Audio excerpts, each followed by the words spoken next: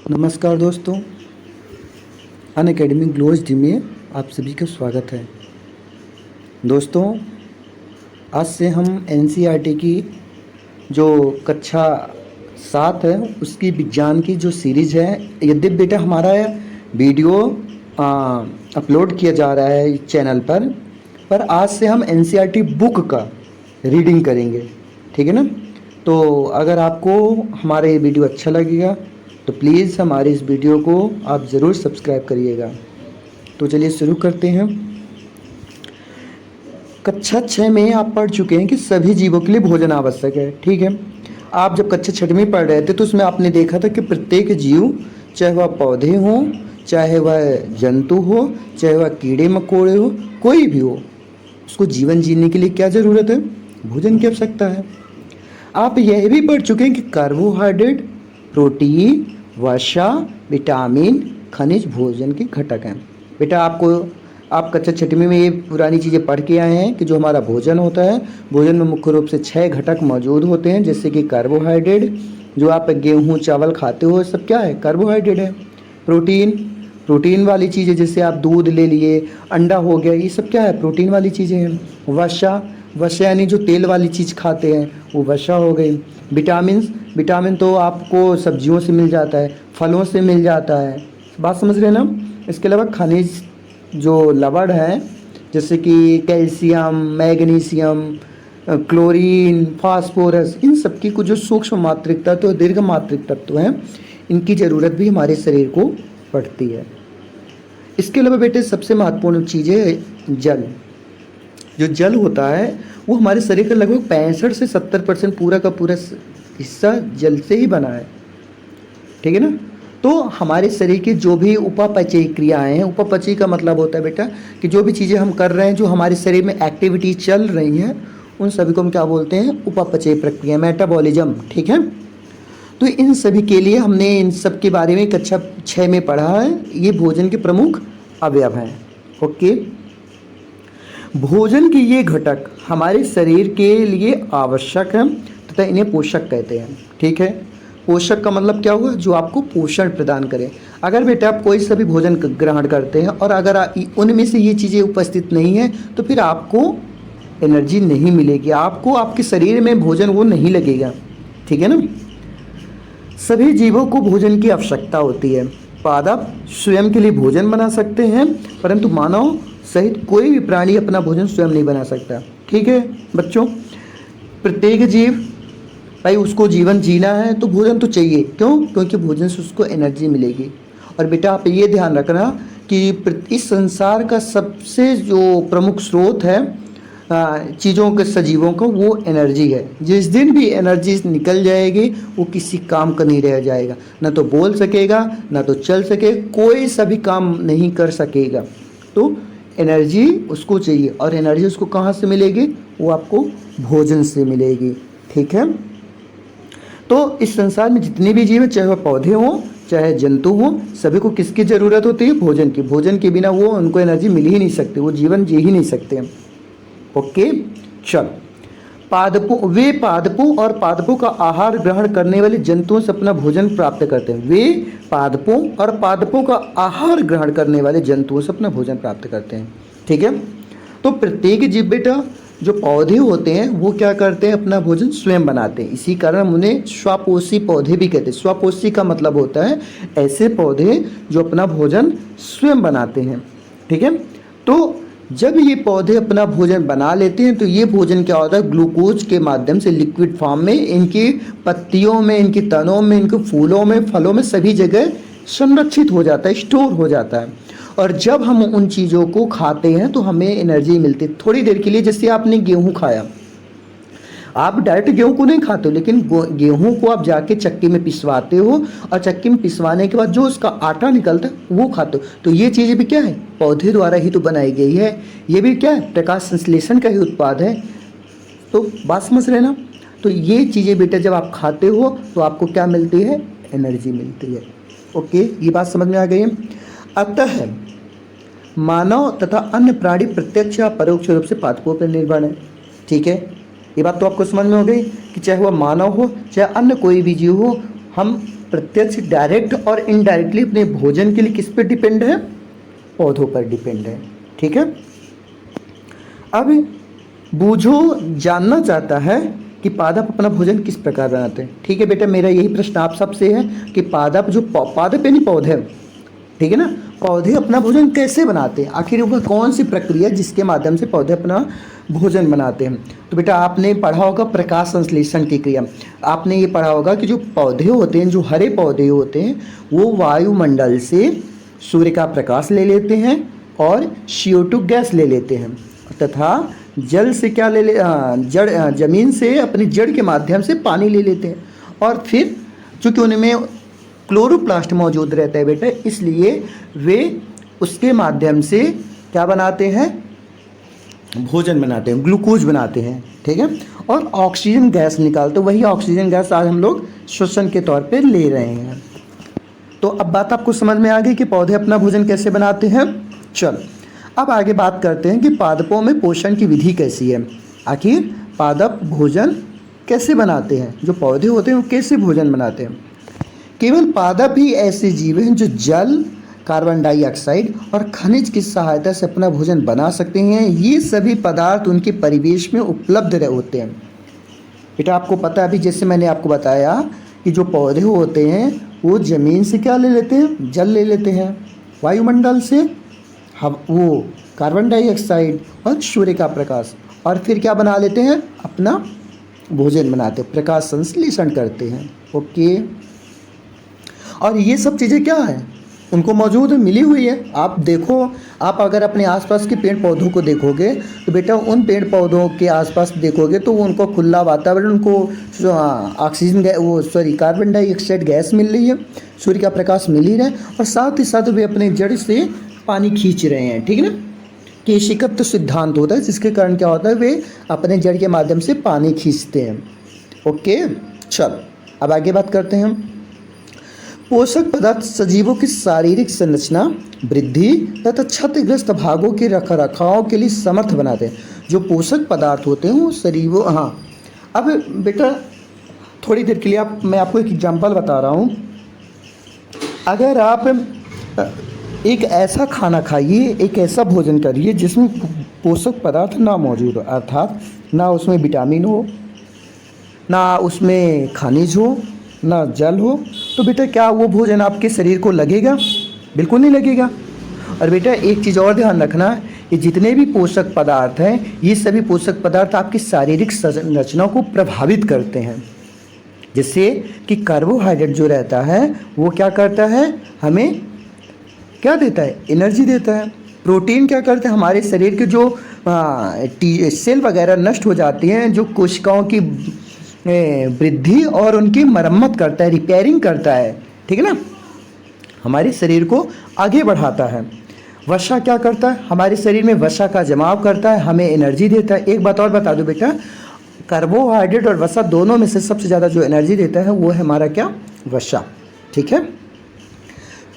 फिर आगे, पोषक पदार्थ सजीवों की शारीरिक संरचना, वृद्धि तथा क्षतिग्रस्त भागों के रखरखाव के लिए समर्थ पदार्थ बनाते हैं तथा विभिन्न जैव प्रक्रमों के लिए आवश्यक ऊर्जा भी प्रदान करते हैं। जैसे कि अभी हमने आपको बताया कि इन पोषक पदार्थों से आपको क्या मिलता है? एनर्जी मिलती है। सजीवों द्वारा भोजन ग्रहण करने और उसके उपयोग की विधि को क्या बोलते हैं? सजीवों द्वारा भोजन ग्रहण करने और इसके उपयोग की विधि को क्या बोलते हैं? पोषण बोलते हैं। क्या बोलते हैं? पोषण बोलते हैं।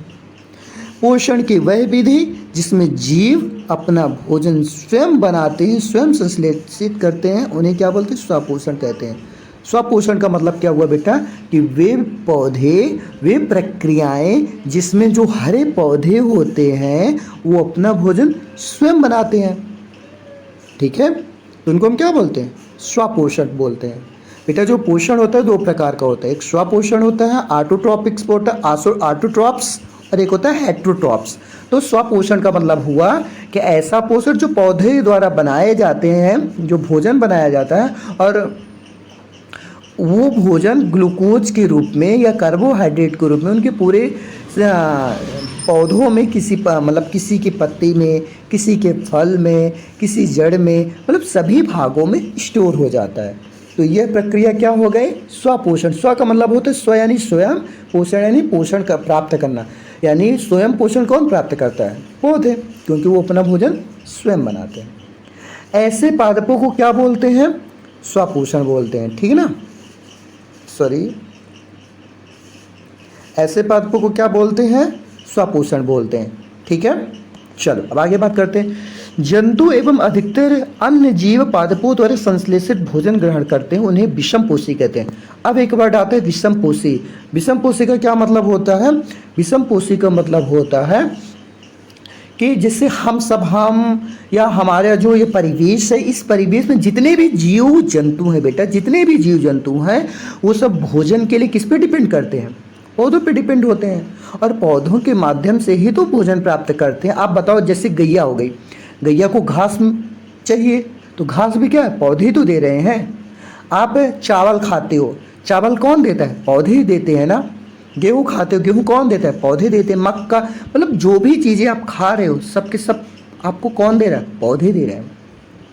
और इस संसार के बेटा समस्त जीवों का जो भोजन का सोर्स है ना, वो पौधे ही है, ठीक है ना। इसलिए सभी जीव अपने भोजन के लिए पौधों पर आश्रित होते हैं, इसलिए इन्हें हम क्या बोलते हैं? विषम पोषी। विषम का मतलब होता है दूसरों पर, विषम का मतलब होता है दूसरों पर। तो वे पौधे या वह पोषण जो अपने भोजन के लिए पौधों पर आश्रित रहते हैं, पौधों पर डिपेंड रहते हैं, उन्हें हम क्या बोलते हैं? विषम पोषी बोलते हैं, ठीक है। अब पहेली यह जानना चाहती है कि पादपों की तरह हमारा शरीर भी कार्बन डाइऑक्साइड, जल और खनिज से अपना भोजन स्वयं क्यों नहीं बना पा सकता? बेटा आपके मन में भी क्वेश्चन उठता होगा कि आखिर हमारा शरीर भोजन स्वयं क्यों नहीं बना पाता? पौधे स्वयं भोजन बना लेते हैं, लेकिन हम लोग भोजन स्वयं क्यों नहीं बना पाते? बेटा यही तो पूरी दुनिया की जो सबसे बड़ी जड़ है वो है कि पौधे अपना भोजन तो स्वयं बना लेते हैं, किंतु हम स्वयं अपना भोजन नहीं बना सकते। अगर हम भी अपना भोजन स्वयं बना लेते तो बेटा आज इस संसार में जो हम पैसे कमा रहे हैं, भाई अपने पेट के लिए तो कर रहे हैं, अपने परिवार के खर्चे के लिए कर रहे हैं, अपने पेट के। बेटा इस संसार में जो भी चीज़ें कर रहे हैं सब लोग किस लिए? अपने पेट के लिए कर रहे हैं, और अपने भोजन के लिए ही चीज़ें इधर से उधर करते हैं। बात समझ में आ रही है ना? तो ये झंझट ही नहीं रहती भाई। हमको अपने घर बैठे बैठे आराम से एक स्थान में बैठे बैठे भोजन मिलेगा, तो फिर हमको काहे का पैसा, काहे का मोह, किसी चीज़ का नहीं रहेगा। बात समझ रहे हैं ना? चलिए आगे बढ़ते हैं। हाँ, तो मैं आपके इस प्रश्न का उत्तर दे दूं कि जो पादप की तरह हमारा शरीर भोजन इसलिए नहीं बना पाता क्योंकि हमारे शरीर में बेटा क्लोरोप्लास्ट नहीं पाया जाता है, ठीक है। और भोजन बनाने के लिए जो क्लोरोप्लास्ट होता है, हरित लवक होता है, जिसको हम पर्णहरिम बोलते हैं, उसकी महत्वपूर्ण भूमिका होती है, ठीक है। हमारे शरीर में नहीं पाया जाता, वो पौधों में पाया जाता है, इसीलिए वे अपना भोजन स्वयं बना पाते हैं, ठीक है। चल अब आगे बात कर लेते हैं प्रकाश संश्लेषण, पादपों में खाद्य संश्लेषण का प्रक्रम। अब हम आपको प्रकाश संश्लेषण के बारे में बताते हैं कि प्रकाश संश्लेषण से आखिर होता क्या है और पौधे से कैसे अपना भोजन बना पाते हैं। पत्तियां पादप की खाद्य फैक्ट्रियां हैं। मैंने आपको पहले भी बताया था कि जब प्रकाश संश्लेषण की क्रिया होती है वो कहाँ होती है?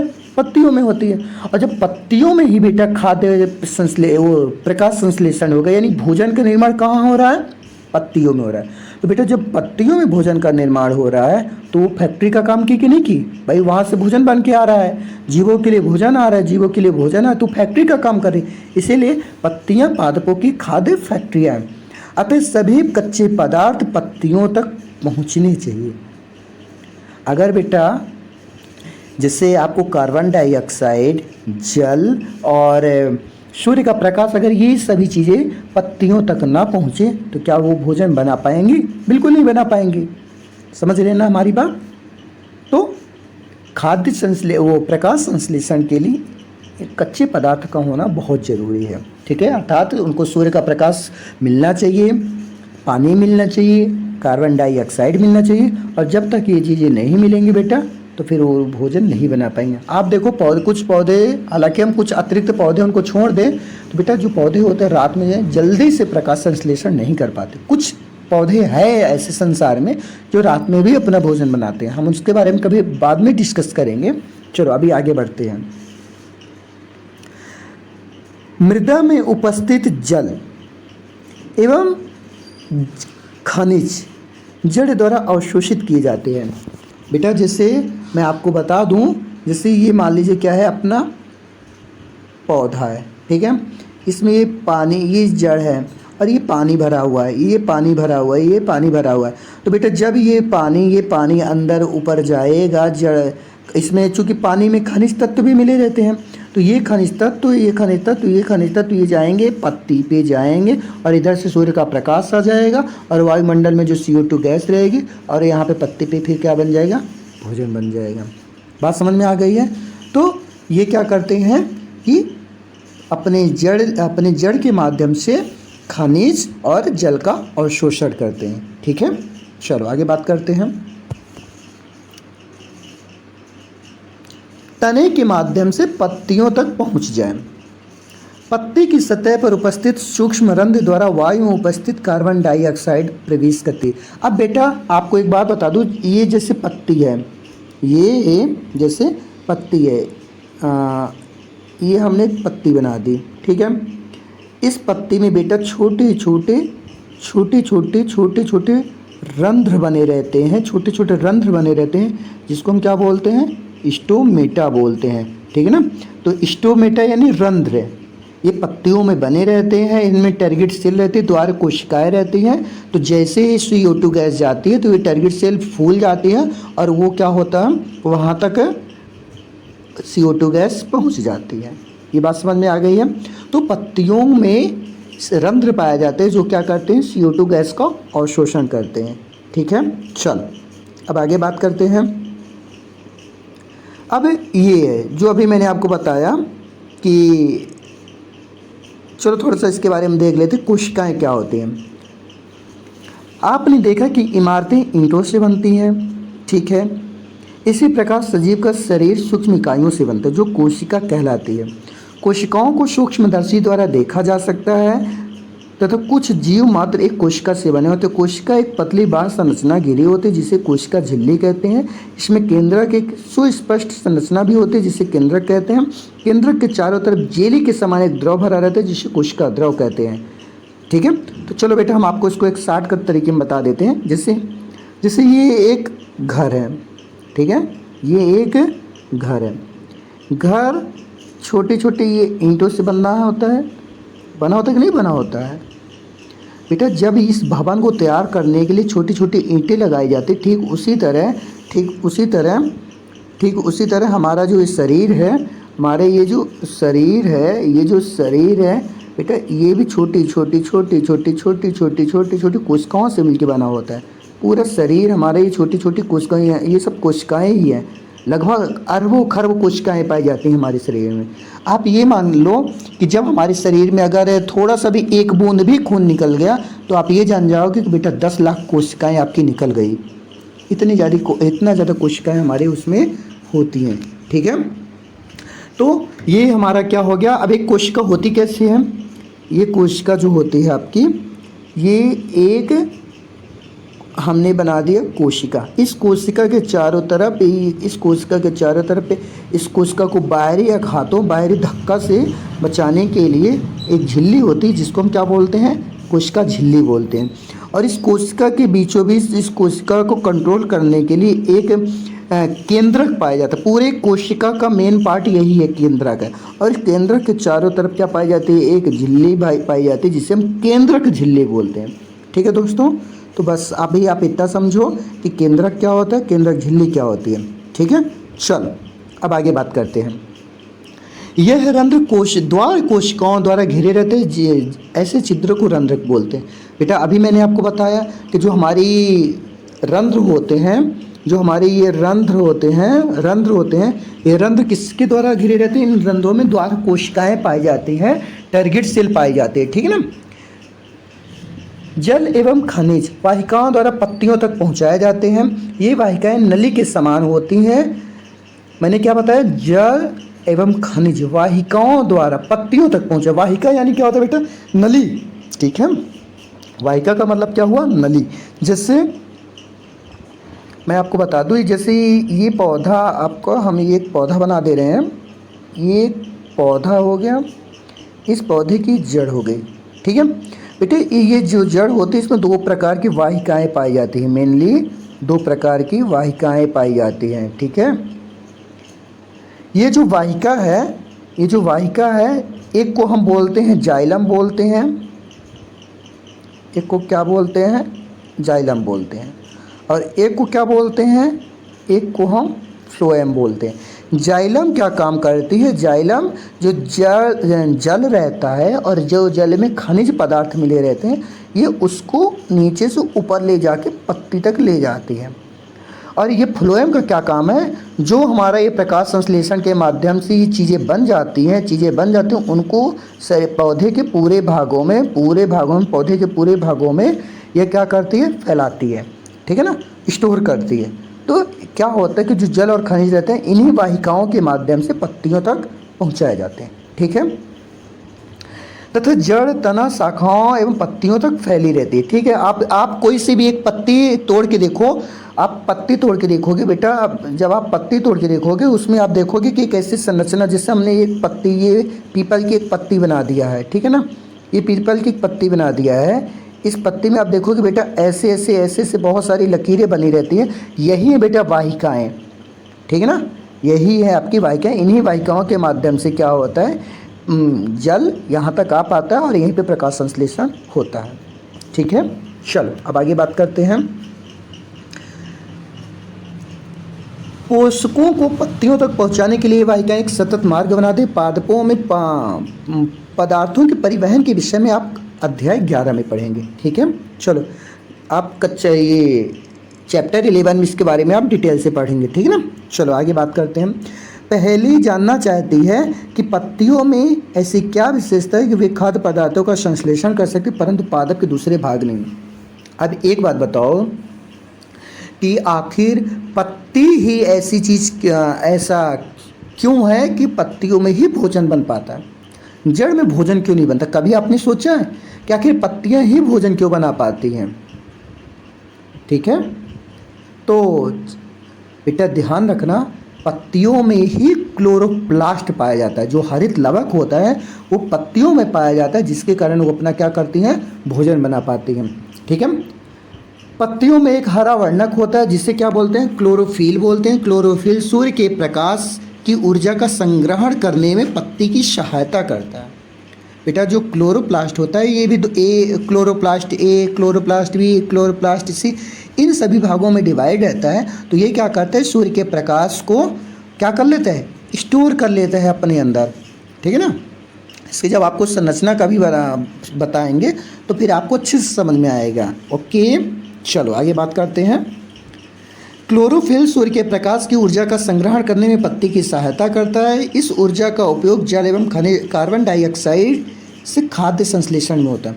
क्योंकि खाद्य संश्लेषण सूर्य के प्रकाश की उपस्थिति में होता है, इसलिए इसे प्रकाश संश्लेषण कहते हैं, ठीक है बेटा। प्रकाश संश्लेषण मैंने आपको पहले भी बताया, एक बार फिर बता रहा हूँ। जो प्रकाश संश्लेषण, चूँकि प्रकाश नाम से ही आसे, तो प्रकाश की उपस्थिति में, लाइट की उपस्थिति में जब भोजन का संश्लेषण होता है, भोजन बनाया जाता है, जब प्रकाश की उपस्थिति में भोजन बनाया जाता है तो उसे हम क्या बोलते हैं, प्रकाश संश्लेषण बोलते हैं, ठीक है।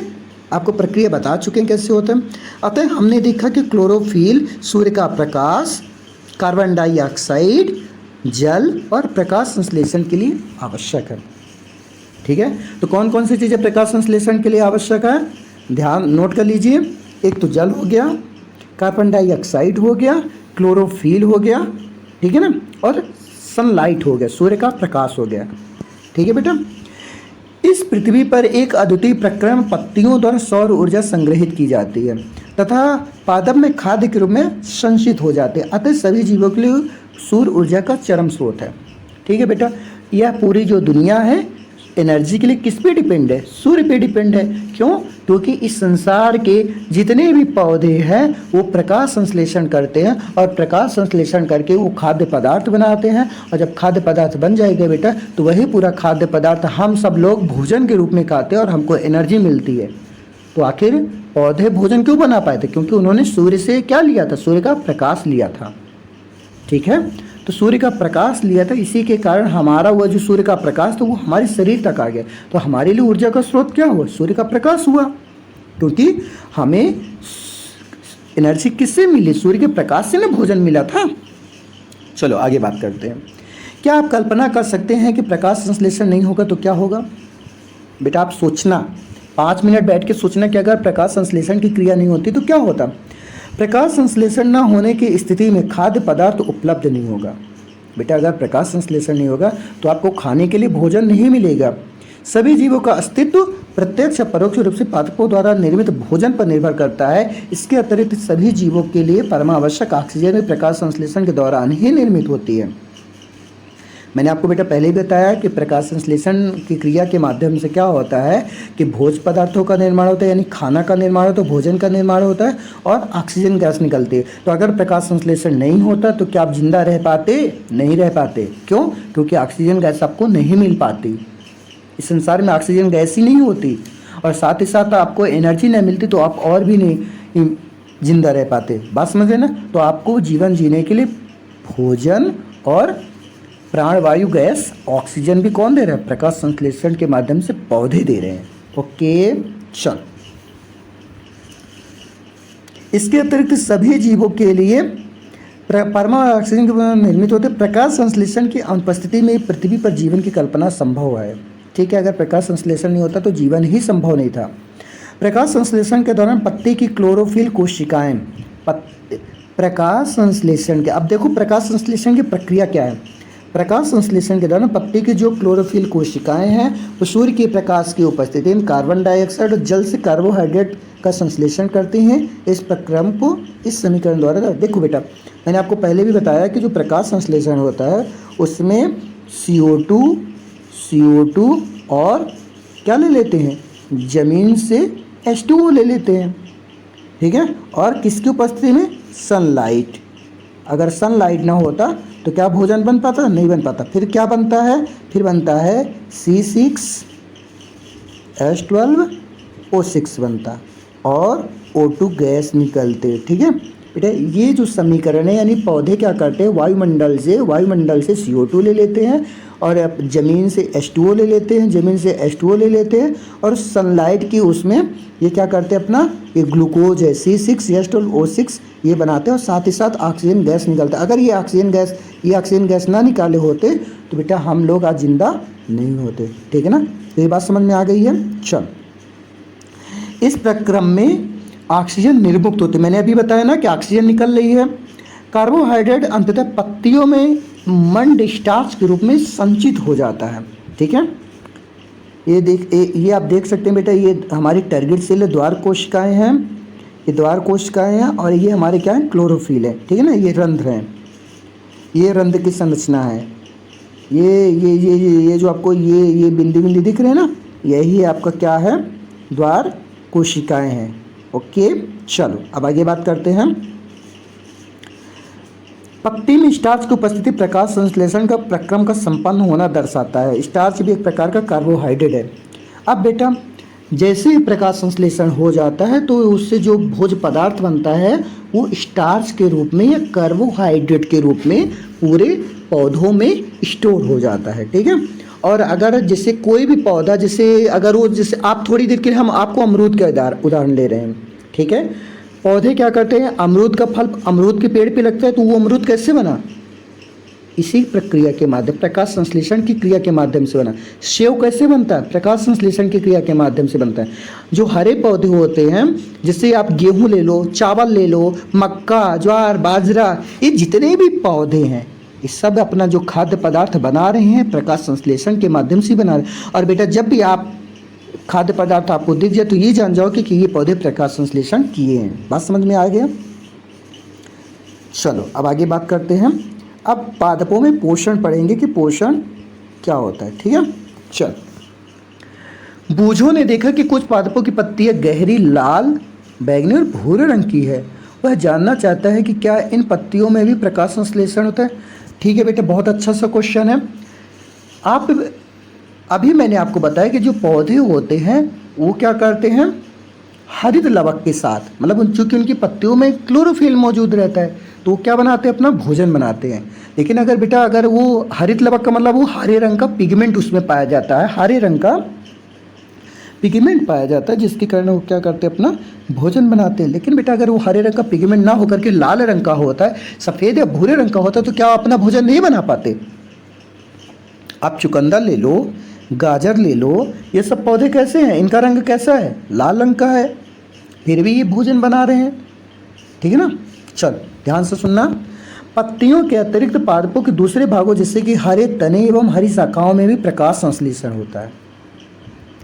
मतलब कि पत्तियों के अलावा जो पौधे के तने होते हैं, जो भाग हरे रहते हैं, उनसे भी क्या होता है, प्रकाश संश्लेषण होता है। मरुस्थलीय पादपों में प्रकाश वाष्पोत्सर्जन द्वारा जल क्षय को कम करने के लिए पत्तियां सल्क तथा शूल रूपी हो जाती हैं। इन पादपों के तने हरे रहते हैं जो प्रकाश संश्लेषण का कार्य करते हैं।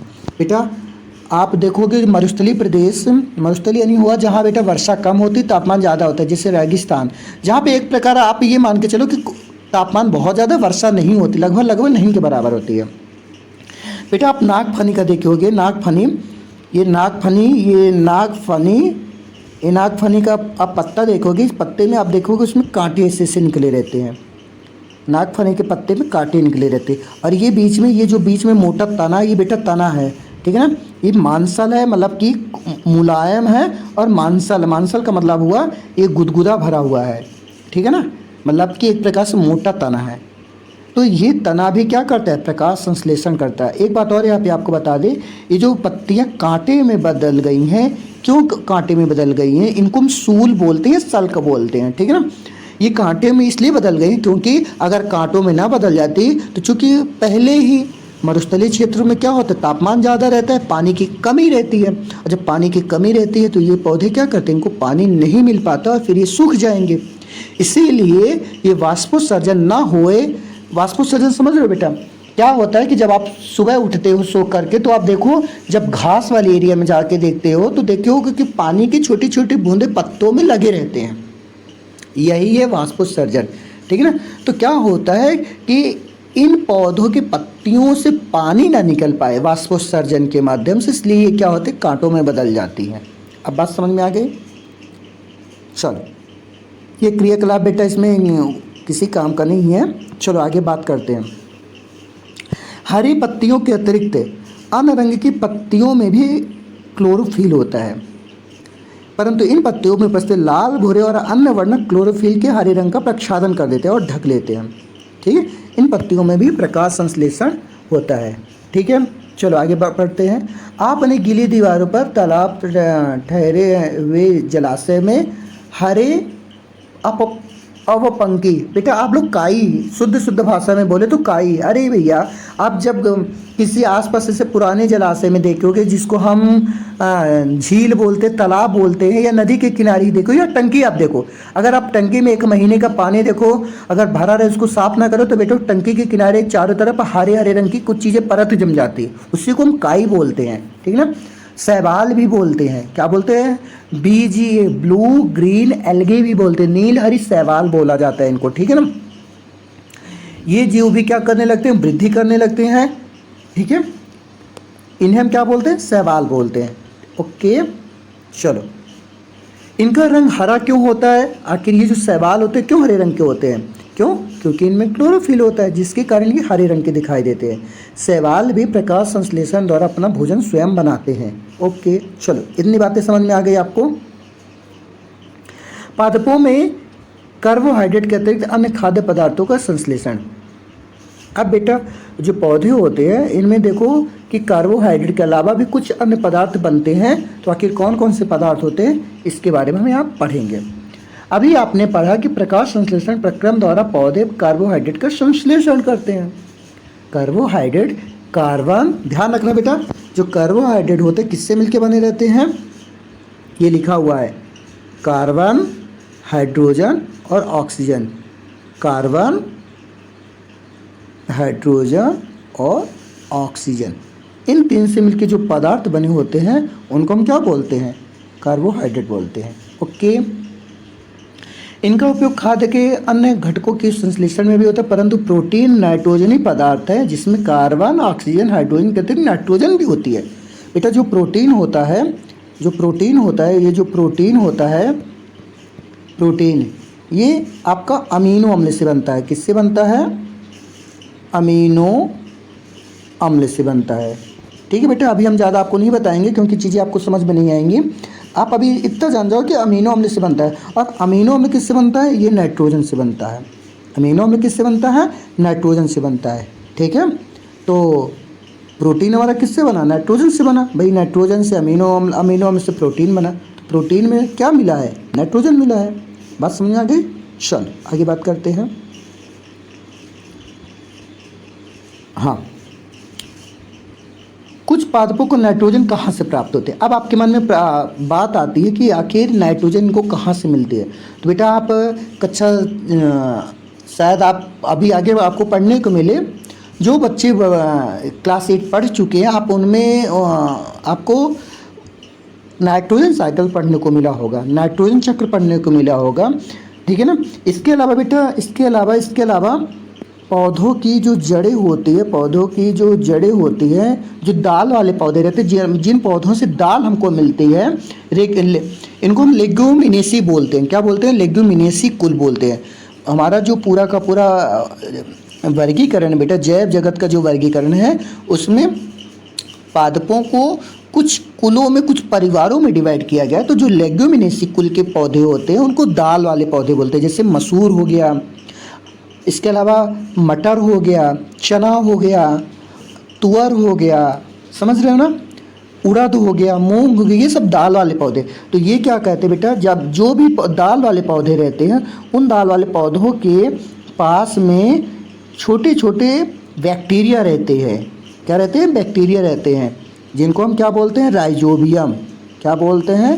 राइजोबियम बोलते हैं। ये राइजोबियम नामक जो जीवाणु रहते हैं, ये क्या करते हैं? नाइट्रोजन का संश्लेषण, नाइट्रोजन को जड़ के पास स्थिर कर देते हैं। ठीक है ना, नाइट्रोजन को जड़ के पास क्या कर देते हैं? स्थिर कर देते हैं। और फिर और ये फिर क्या होता है? पानी में मिल जाते हैं। और फिर पानी के माध्यम से जब पौधे जड़ से पानी खींचते हैं तो ये पौधे के अंदर चले जाते हैं नाइट्रोजन। बात समझ आ गई?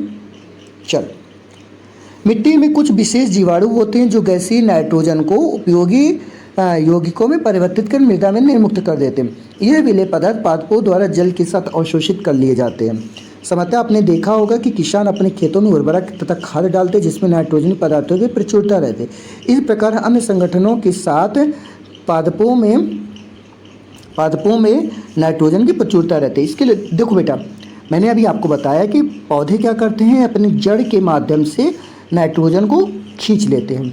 आपको पता होगा कि बेटा पूरे वायुमंडल में सबसे ज़्यादा नाइट्रोजन गैस रहती है। पूरे वायुमंडल में सबसे ज़्यादा कौन सी गैस रहती है? नाइट्रोजन गैस रहती है। ठीक है ना, कितने परसेंट? लगभग 78% नाइट्रोजन गैस रहती है। इसके अलावा जो लेग्यूमिनेसी कुल के पौधे होते हैं वे भी नाइट्रोजन का फिक्सेशन करते हैं, नाइट्रोजन का स्थिरीकरण करते हैं। इसके अलावा जो हम खाद डालते हैं, नाइट्रोजनी खाद डालते हैं, उन खादों से भी पौधों को नाइट्रोजन की प्राप्ति हो जाती है। ठीक है, चल अब पादपों में पोषण की अन्य विधियाँ पढ़ते हैं। कुछ पौधे ऐसे होते हैं जिनमें क्लोरोफिल नहीं पाया जाता, वे भोजन संश्लेषित नहीं कर सकते। अब एक बात बताओ बेटा, कुछ पौधे ऐसे भी होते हैं जो अपना भोजन नहीं बना पाते, तो आखिर वो कैसे जीवित रहते होंगे? बताओ भाई, कुछ ना कुछ तो पौधे ऐसे हैं, सब पौधे तो भोजन नहीं बना पाते। ठीक है, तो बेटा आपको आपके सामने ये चित्र दिख रहा होगा, जो चित्र दिख रहा है, ये जो चित्र दिख रहा है, इस चित्र में आप देखो कुछ चीज़ें लटकी हुई हैं। बेटा आप देखोगे कि कुछ पान के पत्ते की तरह आपने कभी पीपल के पेड़ में या नीम के पेड़ में या किसी पेड़ में देखा होगा कि कुछ पत्ते पान के पत्ते की तरह क्या रहता है? लटके रहते हैं। इनको हम अमरबेल बोलते हैं। या फिर वो बेटा जो झड़ने वाले पौधे होते हैं, जिसे आपका मेनली अमरवेल है, ये अमरवेल का ही चित्र है। ठीक है, आप देखिए, ये देखिए, ये अमरवेल की झाड़ियाँ हैं। तो ये अपना भोजन क्या करते हैं? ये जो मेन वाला पेड़ है इस पर देखो देखो देखो, चलो हम आपको अच्छे से बता दे रहे हैं। जैसे ये आपका एक पौधा हो गया, ठीक है, ये आपका एक पौधा हो गया, ठीक। अब जो अमर बेल होता है, अमर बेल रहता है, वो अमर बेल क्या करता है, वो अमर बेल ये एक पौधा हो गया, ये एक पौधा हो गया, ये एक पौधा हो गया। तो अमर बेल क्या करता है बेटा, ये ऐसे ऐसे ऐसे ऐसे इसमें लटका रहता है। तो इसको, इस अमर बेल को भोजन कहाँ से मिलेगा, इस पौधे से मिलेगा, इस पौधे से मिलेगा, ठीक है ना। अपने भोजन के लिए, अपने भोजन के लिए अमर बेल किस पे डिपेंड कर रहता है, इस पौधे पे डिपेंड रहता है। इसीलिए इसे हम क्या बोलते हैं, परजीवी बोलते हैं। पर यानी दूसरों पर, जीव यानी जीवन, यानी दूसरों पर अपना जो जीवन यापन करने के लिए जो दूसरों पे डिपेंड रहते हैं उनको हम क्या बोलते हैं, परजीवी बोलते हैं। पर यानी दूसरा, जीव यानी जीवन, यानी जो अपने भोजन के लिए दूसरों पर जीवित रहते हैं उनको हम क्या बोलते हैं, परजीवी बोलते हैं, पैरासाइट बोलते हैं, ठीक है। अब आपके मन में प्रश्न आ रहा होगा, तो क्या बेटा जो हमारे शरीर में जुएं पड़ी रहते हैं, जू जिसको हम बोलते हैं, क्या वो भी परजीवी है, क्योंकि वो भी तो अपना भोजन हमारे शरीर से प्राप्त कर रहा है। गैया में आप देखेंगे कि उसमें भी छोटे छोटे कीड़े मकोड़े चिपके रहते हैं, वो भी किसका उदाहरण, परजीवी का उदाहरण है। मच्छर हमारे शरीर से भोजन प्राप्त कर रहा है, तो वो भी क्या है, परजीवी है। बात समझ में आ रही है। तो ऐसे वे सभी जीव जो अपने भोजन के लिए दूसरे जीवों पर डिपेंड रहते हैं उनको हम क्या बोलते हैं, परजीवी बोलते हैं। चलो ये बात समझ में आ गई है। कुछ पादप ऐसे भी होते हैं जिनमें क्लोरोफिल नहीं पाया जाता, वे भोजन संश्लेषित नहीं कर सकते हैं। वे कैसे जीवित रहते हैं तथा वे पोषक पदार्थ किस प्रकार से प्राप्त करते हैं। मनुष्य एवं अन्य प्राणियों की तरह ये पादप भी अपने पोषण के लिए अन्य पादपों द्वारा निर्मित खाद्य पदार्थों पर निर्भर होते हैं। इन्हें विषमपोषी कहते हैं। हाँ बेटा, इन्हें ध्यान रखना, विषमपोषी कहते हैं, विषमपोषी या परजीवी, ध्यान रखना। क्या आपको एक वृक्ष के तने और शाखाओं से लिपटी रस्सी नुमा पीले रंग की संरचना दिखाई दे रही है? ये अमरवेल का पादप है, इसमें क्लोरोफिल नहीं पाया जाता है। ये अपना भोजन उस पादप से प्राप्त करते हैं जिस पर ये आरोहित यानी होता बेटा लटका हुआ, ठीक है ना। तो ये लटके हुए होते हैं, जिस पर ये आरोहित होते हैं वह पादप परपोषी कहलाता है। क्योंकि अमरवेल जैसे पादप परपोषी को अमूल्य पोषकों से वंचित कर देते हैं, तो इन्हें परजीवी कहते हैं, ठीक है ना। अभी मैंने आपको बताया क्या हम एवं अन्य जीव जंतु भी एक प्रकार के परजीवी हैं, जैसा कि बेटा अभी हमने आपको बताया, ठीक है। आपको इस पर विचार करना चाहिए, अपने अध्यापक से इस पर चर्चा करनी चाहिए कि जैसे मच्छर, खटमल, जोंक, ये सब क्या है, परजीवी। परजीवी का मतलब हुआ कि बेटा जो भोजन के लिए हमारे ऊपर या किसी अन्य जीवों के ऊपर डिपेंड रहते हैं वो सब क्या होते हैं, परजीवी होते हैं। हम मनुष्य भी बेटा अपने भोजन के लिए किस पे डिपेंड है, पौधों पे डिपेंड है। बात समझ रहे हो ना। तो हम लोग भी क्या हुए, परजीवी हुए। चलो अब आपको हम बताएंगे एक ऐसा पौधा जो क्या करता है, कीटों का भक्षण कर लेता है। पौधा है जो कीटों का भक्षण करता है, ठीक है ना। तो इन्हें हम क्या बोलेंगे, कीट भक्षी बोल। कीट यानी कीटों का, भक्ष्य यानी भक्षण करने वाला, खाने वाला। कीटों को खाने वाले पौधे को कीट भक्षी बोलते हैं, ठीक है। तो बेटा आप देख पा रहे होंगे ये एक पौधा बना है, एक पौधा है, इसकी पत्तियां हैं, ये पत्तियां हैं। ये पत्तियां क्या होती है, इसका जो पर्णवृंत होता है, पर्णवृंत यानी जैसे ये ध्यान से देखना, जैसे ये मैंने आपको एक पौधा बना दिया, इस पौधे की पत्ती है। तो बेटे ये जो एरिया है ये पर्ण शीर्ष है पौधे का, उस पत्ती का सबसे शीर्ष यानी होता है वो उसका जो निकीला होता है सबसे आगे का भाग। यही भाग क्या होता है बेटा, यही भाग झुक करके एक ढक्कन नुमा संरचना बना लेता है, ठीक है ना। ये जो पत्ती वाला भाग है, भाग क्या करता है, ऐसे झुक जाता है और इसमें ये जैसे कोई कीट आकर, इसमें बेटा विभिन्न प्रकार के एंजाइम पाए जाते हैं, इसके अंदर विभिन्न प्रकार के एंजाइम पाए जाते हैं। तो जैसे कोई कीट आकर के इसमें बैठता है, इसमें आकर के बैठता है, तो फिर क्या होता है, ये ढक्कन खुल जाता है और ये तुरंत अंदर गिर जाता है। जब ये कीट अंदर गिर जाएगा तो वहाँ जो एंजाइम मौजूद रहते हैं वो उसका पाचन कर लेते हैं, ठीक है।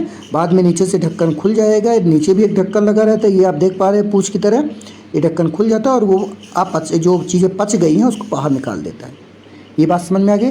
तो ऐसे पौधों को क्या बोलते हैं हम, क्या बोलते हैं? कीट भक्षी पौधे बोलते हैं, जो कीटों का भक्षण करते हैं। अब ध्यान से सुनना, ऐसे पादप हैं जो कीटों को पकड़ते हैं, उन्हें पचा जाते हैं। क्या यह विस्मयकारी नहीं है? ऐसे पौधे हरे या किसी अन्य रंग के भी हो सकते हैं, कोई सा भी कलर हो सकता है इनका। इनके घट के समान दिखाई देने वाली संरचना वास्तव में पत्ती का ही रूपांतरण, मैंने आपको बताया ना बेटा कि उसकी जो पत्ती रहती है वो घड़े नुमा संरचना में बदल जाती है। पत्ते का जो शीर्ष भाग होता है घड़े का ढक्कन बनाता है। घड़े के अंदर अनेक रोम होते हैं जो नीचे की तरह ढलके रहते हैं, मतलब नीचे की तरह झूले रहते हैं, अर्थात अधोमुखी रहते हैं। जब कोई कीट घड़े में प्रवेश करता है तो यह वह जो उसके अंदर छोटे छोटे रोए पाए जाते हैं उन रोमों में फंस जाता है और घड़े में उपस्थित पाचक रस द्वारा कीटों का पाचन हो जाता है। कीटों का ऐसे पाचन को क्या बोलते हैं? कीट भक्षी बोलते हैं। क्या बोलते हैं? ये कीट भक्षी बोलते हैं। ये बात समझ में आ गई बेटा? कीट भक्षी क्या होते हैं? कीट भक्षी यानी वे पौधे जो कीटों का भक्षण कर लेते हैं, ठीक है ना। जैसे एक संड्यू, क्या है? संड्यू और वीनस फ्लाई ट्रैप, ये क्या होते हैं? कीट भक्षी पौधों के उदाहरण होते हैं। ये बात समझ में आ गई है? चलो आगे बात करते हैं। अब बात करते हैं मृत जीवी यानी सैप्रोफाइट। मृत यानी क्या होता है बेटा? जो सड़ी गली चीज़ें जो मर चुकी हैं, सड़ गई हैं, ठीक है ना। और जीवी यानी जीवन। तो ऐसे जीव जो सड़े गले या जो मरी हुई चीज़ें हैं उनसे अपना जीवन यापन करते हैं, यानी उनसे अपना भोजन प्राप्त करते हैं, तो उनको हम क्या बोलते हैं? मृतोपजीवी बोलते हैं। मतलब सड़ी गली चीज़ों से वे जीव जो सड़ी गली चीज़ों से भोजन प्राप्त करते हैं उनको हम क्या बोलते हैं? मृतोपजीवी बोलते हैं, ठीक है ना। जैसे आपने देखा होगा बेटा कि जो दीमक होते हैं, दीमक ये क्या करते हैं? लकड़ी जब सूख जाती है या कागज़ वगैरह जो सूख जाते हैं, कागज़ में क्या होता है? लग जाता है, ठीक है। तो क्या करते हैं? ये वह माफ़ी चाहता हूँ बेटा, थोड़ा गले में खराश है। तो बेटा जो सड़े गले मृत पदार्थों से भोजन प्राप्त करते हैं उनको हम क्या बोलते हैं? मृतोपजीवी बोलते हैं, ठीक है ना। बूझो जानना चाहता है कि ये जीव अपना भोजन किस प्रकार प्राप्त करते हैं। इनमें प्राणियों के समान मुख नहीं होता। हाँ बेटा, इनमें मुख नहीं पाया जाता। बहुत अच्छी बात बताई गई है। जो ऐसे जीव होते हैं जो मृतोपजीवी होते हैं इनमें मुख नहीं पाया जाता, इनमें क्लोरोफिल भी अनुपस्थित हो जाता है। और जब क्लोरोफिल नहीं होगा तो भोजन ये नहीं बना पाएंगे, ठीक है ना। तो इसमें ना तो मुख होता है, मुख भी नहीं होता, मुख इनमें नहीं होता, और प्रकाश संश्लेषण भी नहीं होता। बात समझ में आ गई? चल आगे बात करते हैं। इसका सबसे अच्छा उदाहरण बेटा मशरूम, कवक, कुकुरमुत्ता जो आप देखे होंगे कि अक्सर दीवारों के किनारे उगे हुए रहते हैं। ये आप चित्र देख पाओ। चल एक चीज़ और बेटा आपको बता दें, आप ध्यान से देखना। आप 3-4 दिन तक रोटी को एक पन्नी में पैक करके रख दो, ठीक है। या फिर आप अचार में क्या करो, तेल मत डालो, हल्का सा उसमें पानी डाल दो, तो बेटा आप देखोगे कि तीसरे चौथे दिन या 5वें 1 हफ्ते के अंदर क्या होता है, उसमें सफ़ेद रंग की फफूंदी जम जाती है, ठीक है ना। सफ़ेद रंग की फफूंदी भी जम जाती है बेटा, तो वो भी क्या है? एक प्रकार के जीव ही है। ऐसे जीवों को क्या बोलते हैं? फंगस बोलते हैं। क्या बोलते हैं? फंगस बोलते हैं, या कवक बोलते हैं, या फंजाई बोलते हैं। ऐसे जीवों को क्या बोलते हैं? फंगस या कवक या फंजाई बोलते हैं, ठीक है ना।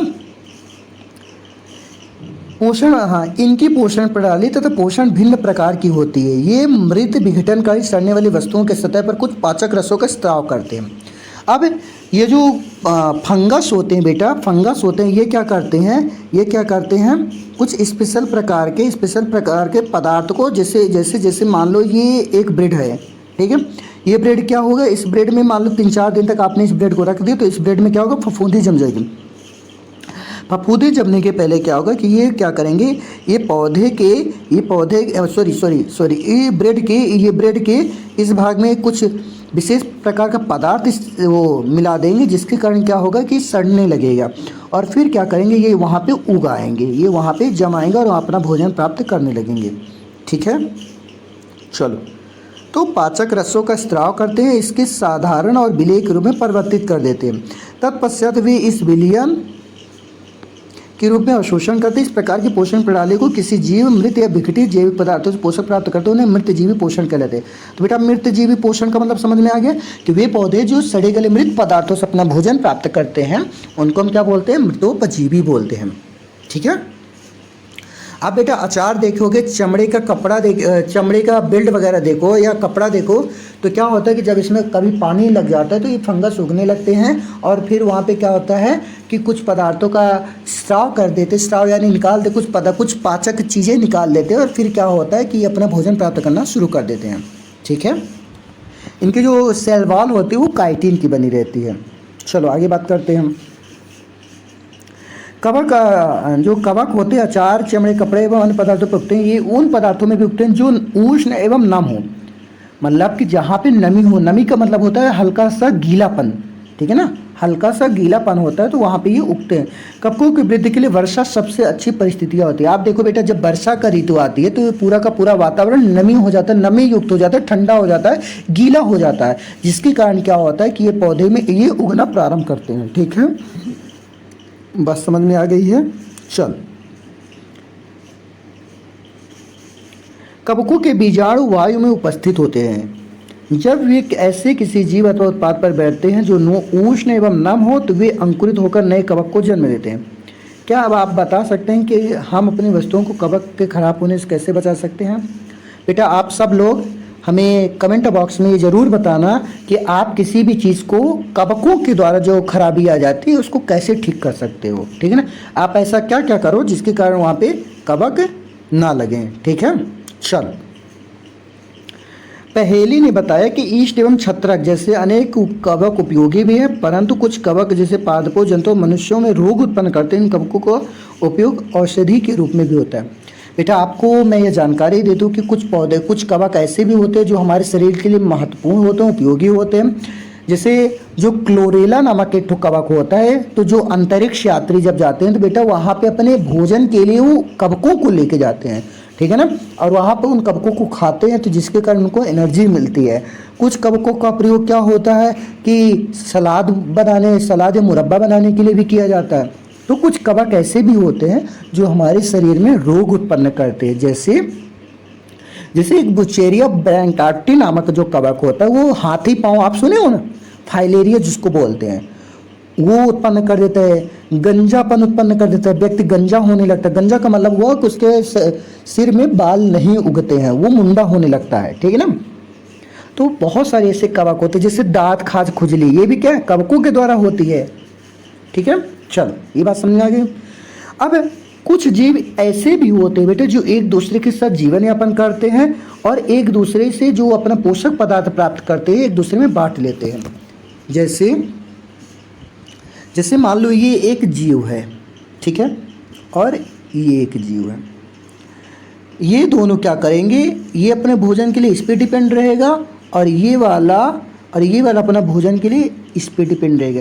यानी इसकी चीज़ें इसको मिल रही है और इसकी चीज़ें इसको मिल रही हैं। दोनों एक दूसरे पर आश्रित रहते हैं भोजन के लिए, यानी साथ साथ जीवन यापन कर रहे हैं। उसको भी फायदा हो रहा है, उसको भी फायदा हो रहा है। तो इस संबंध को हम सहजीवी बोलेंगे। क्या बोलेंगे? सहजीवी। सह यानी साथ साथ, जीवी यानी जीवन जीना, साथ साथ जीवन यापन करना। तो वे जीव जो साथ साथ जीवन यापन करते हैं उनको हम क्या बोलते हैं? सहजीवी जीव बोलते हैं। क्या बोलते हैं? सहजीवी जीव बोलते हैं। ठीक है, अब ध्यान सुनना। कुछ कवक वृक्षों की जड़ों में रहते हैं। वृक्ष कवक को पोषण प्रदान करते हैं, बदले में उन्हें जल और पोषकों के अवशोषण में सहायता। वृक्ष के लिए इन सब का विशेष महत्व। लाइकेन कहे जाने वाले कुछ जीवों में दो भागीदार होते हैं। इसमें कवक होता है, दूसरा शैवाल होता है। शैवाल, हाँ बेटा आप लाइकेन सुने होंगे। देखो क्या होता है, ध्यान से सुनना। हाँ, तो इसमें एक शैवाल होता है, दूसरा कवक होता है। शैवाल में क्लोरोफिल उपस्थित होता है जबकि कवक में क्लोरोफिल नहीं होता है। कवक शैवाल को रहने का और जल पोषक तत्व उपलब्ध करता है, बदले में शैवाल प्रकाश संश्लेषण द्वारा खाद्य पदार्थ कवक को देता है। ध्यान से सुनना। ये जैसे जो एक लाइकेन आप पढ़े होंगे, लाइकेन क्या होते हैं? बेटा जो लाइकेन होते हैं ये दो जीवों से मिलके बनते हैं, एक कवक बोलते हैं और एक शैवाल। ठीक है, शैवाल हो गए। अब ध्यान देना कि ये जो कवक है, ये मान लीजिए कवक है, ये फंगस है और ये शैवाल है। तो ये क्या करता है, जो कवक होता है इसमें बेटा चूँकि प्रकाश संश्लेषण की क्रिया नहीं होती, इसलिए ये क्या करता है, ये शैवाल को क्या देता है, जल देगा और आश्रय देगा। मतलब अपने ऊपर जो शैवाल होते हैं इन कवकों के ऊपर बैठ जाते हैं, इन कवकों के ऊपर अपना घर बना लेते हैं। तो ये रहने के लिए शैवालों को घर प्रदान करता है, आश्रय प्रदान करता है, साथ ही साथ जल और खनिज पदार्थ देता है।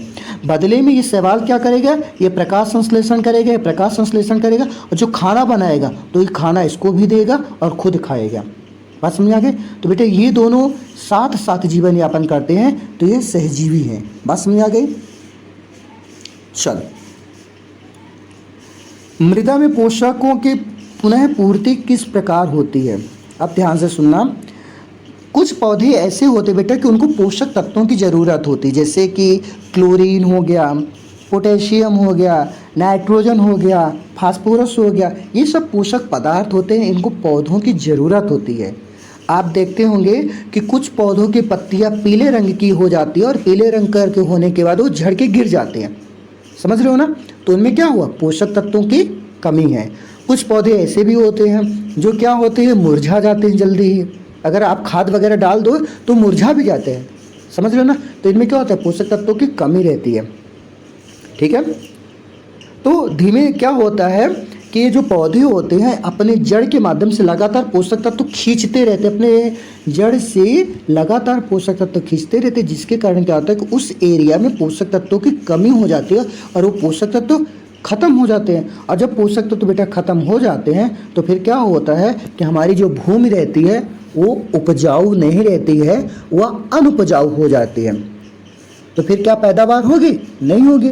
तो ऐसी स्थिति में हम उस मृदा को, उस जमीन को पुनः पैदावार के योग्य बनाने के लिए उसमें कुछ पोषक तत्वों को डाल देते हैं, जैसे पोटेशियम, नाइट्रोजन, सल्फर, इन चीज़ों को डाल देते हैं, जिसके कारण क्या होता है कि वे सब चीज़ें, वे सभी पोषक तत्व जो वहाँ पे नहीं रहते हैं वो उन पोषक तत्वों की प्राप्ति पौधों को हो जाते हैं और पौधे अच्छी तरीके से वृद्धि और अपना विकास करते हैं।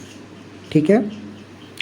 अभी मैंने आपको बताया कि पौधों की जो लेग्यूमिनेसी कुल हैं, जो दाल वाले पौधे हैं, दाल कुल वाले पौधे हैं, इन पौधों की जड़ों में मैंने क्या बताया था, राइजोबियम नामक एक जीवाणु बताया था। ये जो जीवाणु है, बैक्टीरिया है, ये क्या करता है कि ये नाइट्रोजन का फिक्सेशन कर देता है। ठीक है, वहाँ पे नाइट्रोजन बना देता है, जिसके कारण उन पौधों को नाइट्रोजन की प्राप्ति हो जाती है। ओके। चल, तो बेटा ये सब चीज़ें आज मैंने आपको इस चैप्टर में बताया। आगे के चैप्टर में हम आगे का डिस्कस करेंगे। कुछ होमवर्क है आपको कि ये जो कुछ वर्ड दिए गए हैं, जैसे स्वपोषी हो गया, क्लोरोफिल हो गया, विषमपोषी हो गया, परपोषी हो गया, कीटभक्षी पादप, पोषक, परजीवी, प्रकाश संश्लेषण, मृतजीवी, रंध्र, सहजीवी और कवक, इन सब के बारे में आप हमको कम से कम 3-3 लाइन आप लिखोगे और फिर उसका पिक सेंड करोगे मेरे कमेंट बॉक्स में। ओके। तो बस इस लेक्चर में बेटा बस इतना ही। अगले वाले चैप्टर में हम अगला अध्ययन करेंगे। तब तक के लिए नमस्कार। हाँ, एक बात और बेटा, आप सब लोग मेरे इस वीडियो को अगर आपको अच्छा लगा हो तो प्लीज़ आप लोगों से विनम्र निवेदन है कि हमारे चैनल को सब्सक्राइब करिए। बेटा आपका सब्सक्राइब करने में कुछ नहीं जाता है, लेकिन जब आप सब्सक्राइब कर देते हो तो मेरे अंदर एक नई ऊर्जा, एक नई एनर्जी का जन्म होता है और मुझे आगे की चीज़ करने के लिए मोटिवेशन मिलता है कि चलो इतने सारे लोग मेरा साथ तो दे रहे हैं। तो प्लीज़ बच्चों, आप सब लोग मेरे लिए अपने दोस्तों में मेरी इस वीडियो की लिंक भेज देना और उनसे कहना कि वो मेरा चैनल सब्सक्राइब करें। ठीक है। तो चलिए मिलते हैं अगले चैप्टर में। धन्यवाद।